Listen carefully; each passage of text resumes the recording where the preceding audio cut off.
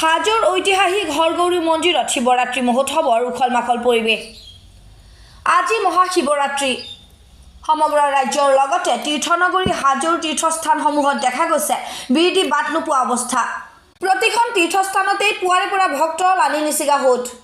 বিশেষকৈ ইতিহাসে ঢুকি নোপোৱাৰে পৰা হাজোৰ ঐতিহাসিক হৰগৌৰী মন্দিৰত আছে এক বিশেষ মহত্ব। এই মন্দিৰত পূজা অৰ্চনা আগবঢ়ালে সিদ্ধি হয় মনোকামনা, লগতে নিঃসন্তান দম্পতীয়ে লাভ কৰে সন্তান।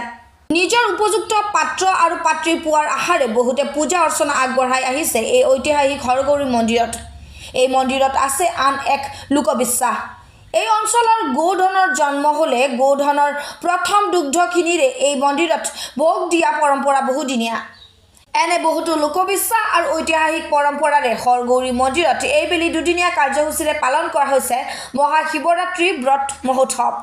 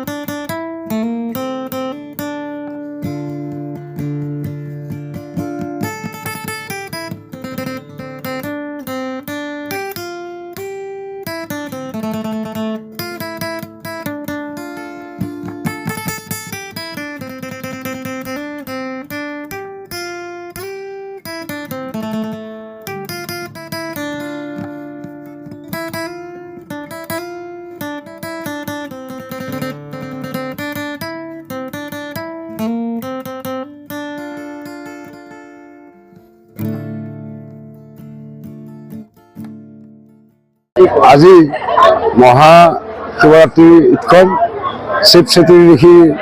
আজি এই পবিত্ৰ দিনটোত হিন্দু ধৰ্মাৱলম্বী লোকসকলে আজি শিৱ বাবাক এইখনত পূজা অৰ্চনা কৰে। আৰু আজি ঠিক তেনেদৰে আমাৰ কপিলা নিৰ্বাসী গাঁও উন্নয়ন সমিতিৰ উদ্যোগত স্থাপন কৰা এই শ্ৰী শ্ৰী হৰগৌৰী মন্দিৰ অনুষ্ঠানতো আমি দুদিনীয়া কাৰ্যসূচীৰে এই মহাশিৱৰাত্ৰি ব্ৰত আয়োজন কৰিছোঁ। আজি এই প্ৰথম দিনৰ কাৰ্যসূচীত আমাৰ ৰাতিপুৱা শিৱ পুৰাণ পাঠ, 11 বজাত নগৰ কীৰ্তনৰ আদি কৰি দুপৰীয়া আমাৰ ঢুলীয়া ওজাৰ তেওঁলোকৰ প্ৰদৰ্শন কৰিব আৰু নিশা নাগাৰা নামেৰে আজিৰ আমাৰ এই প্ৰথম দিনৰ কাৰ্যসূচী অন্ত পৰিব। অহাকালি আমাৰ দুপৰীয়া ছোৱালী নাগাৰা নামেৰে আমাৰ এই শিৱৰাত্ৰি ব্ৰত মহোৎসৱৰ সমূহ কাৰ্যসূচী সামৰণি পৰিব। 60,000 ভক্ত আজি সমাগম হয়। প্ৰতিজন ভক্তই এটাই বিশ্বাস কৰে যে আমাৰ এই হৰগৌৰী মন্দিৰত দৰ্শন কৰিলে তেওঁলোকৰ মনৰ বাঞ্ছা পূৰ্ণ হয়, আৰু ইয়াৰ নিদৰ্শন আছে, প্ৰমাণ আছে, বাস্তৱ প্ৰমাণ আছে। সেইকাৰণে ভক্তসকলৰ অগাধ বিশ্বাস ৰাখি এই মন্দিৰলৈ আজি পূজা অৰ্চনা কৰাৰ কাৰণে আহে। তেতালীয়া নিৰ্বাসী হৰগৌৰী মন্দিৰত আমাৰ সমূহ ৰাইজে মিলিত হৈ এই শিৱৰাত্ৰি ব্ৰত যি পালন কৰা হ'ল, ইয়াত সমস্ত ৰাইজ আহি যথেষ্ট সমাজ জমা হৈছে। ইয়াত আহি পেলাই সমাজ সকলো আহি ইয়াতে যোগদান কৰি মহাভোগ পৰমভোগ ইয়াত খাৱা বিতৰণ কৰা হৈছে। আৰু ইয়াৰ লগে লগে শিৱৰাত্ৰি মহাব্ৰতৰ ৰাতিপুৱা 7 বজা 6 বজাৰ পিছত মহাপ্ৰসাদ দিয়া হ'ব। ৰাতি নাগাৰাৰ নাম আছে, ছোৱালীৰ নাম আছে। অহাকালি 1 বজাৰ পৰা 2 পাৰ্টি ছোৱালীৰ নাম আছে, তাতে মহাভোগ চলিব। আৰু ইয়াত শিৱৰাত্ৰি ব্ৰত কেনেধৰণে পালন কৰা হয়, ইয়াত যোনে ঠিক শুদ্ধভাৱে বগা অন্তৰেৰে গাখীৰ ঢালা আৰু মনৰ ভাৱলত মিলাব লাগিব। যাৰ মন শুদ্ধ আছে তাৰ গাখীৰ নিদিলেও হ'ব। আৰু 3টা বেলপাত্ৰ দি পূজা কৰা হয়। আয়া বাক্যমান যাৰ ইয়াক হৈছে তেওঁৰ চকুৰ পানী মগবয়ে। চকুৰ পানী যে যোনে শিৱলিংগত পেলাই দিব পাৰিছে তেওঁৰে ভক্তি হৈছে।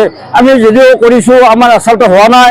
মই যদিও আনক কোৱা আছে, মই নিজে কৰিব পৰা নাই। গতিকে তোমালোকে কৰিলেও তোমালোকৰ জৰিয়তে মই দিয়া অলপমান তেওঁৰ ওচৰত মুক্তি পাওঁ। সেইকাৰণে অসমৰ ৰাইজক মই প্ৰাৰ্থনা জনাই এই ব্ৰতটো শুদ্ধভাৱে পালন কৰে।